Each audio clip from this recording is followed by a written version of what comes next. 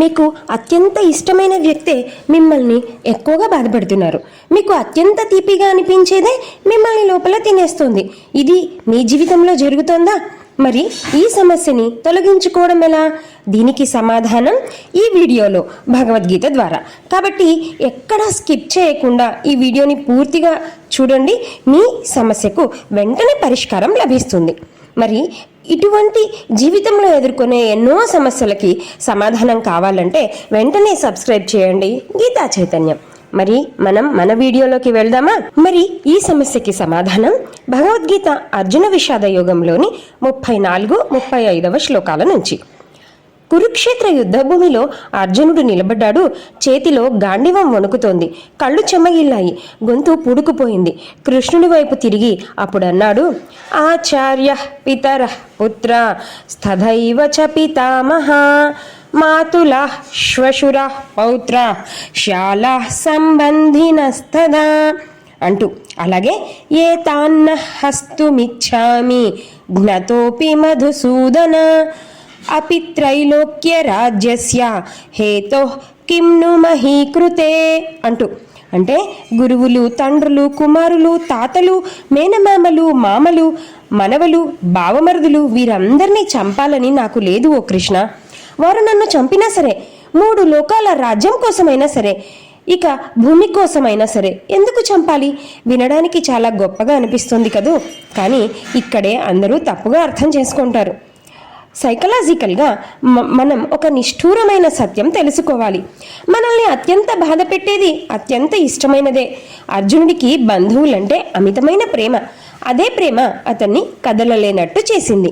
అదే ప్రేమ అతని చేతిలో నుంచి గాండివాన్ని జార్చింది. అదే ప్రేమ చంపను అని చెప్పించింది. ఇప్పుడు మీ జీవితం చూడండి. మిమ్మల్ని అత్యంత బాధ పెట్టే వ్యక్తి ఎవరు? మీకు అత్యంత ఇష్టమైన వారే కదా. మిమ్మల్ని ముందుకు వెళ్ళనియని విషయం ఏది? మీకు అత్యంత సుఖంగా అనిపించేదే కదా. ఇదే మమకారపు ఉచ్చు.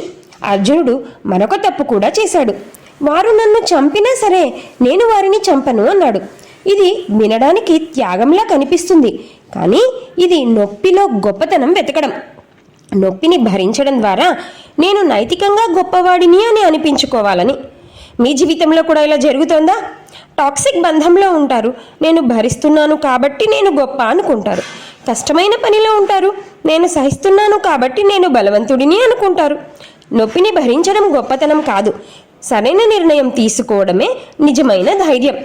ఇంకా లోతుగా చూస్తే అర్జునుడు నోటితో అన్నాడు చంపను అని, మనసుతో పిలిచాడు మధుసూదన అని. నోటి మాటలు మనసు నిజాన్ని దాచలేవు కదూ. నువ్వు కూడా ఇలా చేస్తావు కదా. పర్వాలేదు అంటారు, లోపల తుఫాను ఉంటుంది. నాకేమీ అక్కర్లేదు అంటారు, లోపల అదే కావాలని తహతహ. నేను సరిగానే ఉన్నాను అంటారు, లోపల ఏదో తెలియని బాధ. కృష్ణుడు మాటలు వినలేదు, మనసు చదివాడు. ఇప్పుడు మధుసూదన అనే పేరు వెనక దాగిన రహస్యం చూద్దాం ఆధ్యాత్మికంగా. అర్జునుడు అహింస గురించి మాట్లాడుతూనే రాక్షసుణ్ణి సంహరించిన కృష్ణుణ్ణే పిలుస్తున్నాడు. ఇది యాదృచ్ఛికం కాదు. పురాణాల ప్రకారం మధు అంటే తేనె అని. ఆ రాక్షసుడు తేనె వంటి మాటలతో మోసం చేసి చంపేవాడు. తీపి భ్రమలతో అజ్ఞానాన్ని వ్యాపింపజేసినవాడు. విష్ణువు ఆ రాక్షసుణ్ణి సంహరించాడు అంటే మనలోని మోహాన్ని సంహరించినవాడు అని అర్థం. అందుకే మధుసూదన, మోహాన్ని సంహరించినవాడు. ఆదిశంకరాచార్యులు చెప్పారు, మాయ ఎప్పుడూ చేదుగా రాదు, తేనె రూపంలో వస్తుంది. ఎందుకంటే చేదు వస్తే మనం తిరస్కరిస్తాం, తీపిగా వస్తుంది కాబట్టేగా చిక్కుకుంటాం. తేనెలో చిక్కుకున్న పురుగు చూశావా? అది బయటికి రాలేదు, తేనె తీపిగా ఉంది కాబట్టి. అదేవిధంగా నీ జీవితంలో నువ్వు లేకుండా నేను బతకలేను అనే మాటలు తీపిగా అనిపిస్తాయి, చిక్కుకుంటాం. నీ కోసం అన్నీ వదులుకున్నాను అనే మాటలు తీపిగా అనిపిస్తాయి, సంకెళ్ళు వేసుకుంటాం. అప్పుడప్పుడు వచ్చే తీపి క్షణాల కోసం నిరంతర వేదనను అనుభవిస్తాం. ఇదే నీలోని మధు అనే రాక్షసుడు. అర్జునుడు మధుసూదన అని పిలిచినప్పుడు లోపల అర్థం చేసుకున్నాడు, నా బంధువుల పట్ల మమకారం అనే తేనె వంటి మోహాన్ని, నా జీవితాన్ని చిక్కుకోబెట్టిన ఈ అజ్ఞానాన్ని ఓ కృష్ణ నువ్వే సంహరించు అంటూ. సంస్కృత సాంప్రదాయంలో ఒక సత్యం ఉంది, ఏ పేరుతో పిలుస్తామో మనలోకి ఆ గుణం వస్తుందని. మధుసూదన అని పిలిచినప్పుడు మోహాన్ని సంహరించే శక్తి నీలోకి వస్తుంది. అలా అన్నమాట. ఇప్పుడు మిమ్మల్ని అడగండి, మీ జీవితంలో మీరు ఏ శక్తిని ఆహ్వానిస్తున్నారు, ఏ శక్తిని పిలుస్తున్నారు? భయాన్నా లేదా ధైర్యాన్నా, మోహాన్నా లేదా జ్ఞానాన్నా? నువ్వు పిలిచేదే నీ జీవితంలోకి వస్తుంది. ఇప్పుడు లాజికల్గా ఆలోచిద్దామా? అర్జునుడు చెప్పిన మాటలో 2 తార్కికమైన తప్పిదాలున్నాయి.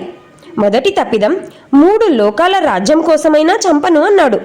అతి పెద్ద మాట చెప్పి చిన్న వాస్తవాన్ని తప్పించుకోవడం అన్నమాట. మీ జీవితంలో ఇలాగే చేస్తారు కదూ, అంటే నేను చావనైనా చేస్తాను కానీ నా నిర్ణయం మార్చను అంటాం. కానీ అసలు సమస్య చిన్నదే అయి ఉంటుంది. ఎవరికైనా సరే క్షమించను నేను వారిని అంటాం, కానీ క్షమించకపోవడం వల్ల నొప్పి నీకే ఉంటుంది. అతి పెద్ద మాటల వెనుక చిన్న వాస్తవాన్ని ఎదుర్కోవడం నుంచి పారిపోవడం ఉంటుంది. రెండవ తప్పిదం, అర్జునుడు బంధువులందరినీ ఒకే ఘటన కట్టాడు. గురువులు, తండ్రులు, మేనమామలు, బావమరుదులు అందరినీ ఒకే విధంగా చూశాడు. కానీ నిజానికి కొందరు బలవంతంగా యుద్ధానికి వచ్చారు, కొందరు స్వచ్ఛంగా అధర్మం వైపు నిలబడ్డారు. అందరినీ ఒకే ఘటన కట్టడం తార్కికంగా తప్పు కదూ. మీ జీవితంలో కూడా ఇలా జరుగుతుంది కదూ. ఒకరు హాని చేశారు అంటారు, కానీ అందరూ ఇంతే అని అంటారు. ఒకసారి ప్రయత్నించి విఫలమవుతారు, కానీ ఎప్పుడూ ఇంతే నా బతుకు అంటారు, నా వల్ల కాదు అంటారు. అందరినీ ఒకే ఘటన కట్టడం సులభం, కానీ ప్రతి పరిస్థితిని విడివిడిగా చూడడమే జ్ఞానం. ఆ జ్ఞానమే మనకు విష్ణుమూర్తి నుంచి, అంటే మన కృష్ణుడి నుంచి కావలసిందన్నమాట. అదే మధుసూదన. అర్జునుడు 2 శ్లోకాలలో చెప్పింది వినడానికి గొప్పగా అనిపించింది, కానీ వాటిలో 3 లోతైన సత్యాలు దాగి ఉన్నాయి. మానసికంగా నీకు ఇష్టమైనదే నిన్ను బాధ పెడుతుంది. నొప్పిని భరించడం గొప్పతనం కాదు. నోటి మాటలు మనసు నిజాన్ని దాచలేవు. ఆధ్యాత్మికంగా మాయ తేనె రూపంలో వస్తుంది కాబట్టే మోసపోతాం, అంటే తీయగా ఉంటుందన్నమాట. మధుసూదన అని పిలవడం నీ లోపలి మోహాన్ని తొలగించమని వేడుకోవడమే. నువ్వు పిలిచేదే నీ జీవితంలోకి వస్తుంది. తార్కికంగా అతి పెద్ద మాటల వెనుక ఉన్న చిన్న వాస్తవం నుంచి పారిపోవడం ఉంటుంది మన జీవితంలో. అందరినీ ఒకే ఘటన కట్టడం జ్ఞానం కాదని తెలుసుకోవాలి. మీ జీవితంలో తేనె వంటిది ఏది? నిన్ను చిక్కువ పెట్టింది ఏది? ఆ మోహమే నీలోని మధు అనే రాక్షసుడు. భయం లేదు, మన కృష్ణుడున్నాడుగా ఆ రాక్షసుణ్ణి సంహరించడానికి. భగవద్గీత రూపంలో ఎప్పుడూ మనతో. మరి మీరు ఈ వీడియోని చూశారు కదా, ఇది యాదృచ్ఛికం కాదు. మీ జీవితంలో ఏదో తేనె వంటిది మిమ్మల్ని చిక్కుకోబెట్టింది. అందుకే ఈ వీడియో మీ దగ్గరకు వచ్చింది. వెంటనే దీన్ని పూర్తిగా వినండి, మళ్ళీ వినండి. అవసరమైన వాళ్ళకి షేర్ చేయండి. మధుసూదన అని కామెంట్ చేయండి. మళ్ళీ వినడం ద్వారా మీ సమస్యకు పరిష్కారం మీకే తెలుస్తుంది. మీ లోపలున్న అర్జునుడి గెలవండి. కృష్ణుడు అర్జునుడికి ఇచ్చిన సమాధానం మీకు కూడా వస్తుంది. అది మీ జీవితాన్ని మార్చగలదు. మరిన్ని ఇటువంటి వీడియోల కోసం వెంటనే సబ్స్క్రైబ్ చేయండి గీతా చైతన్యం.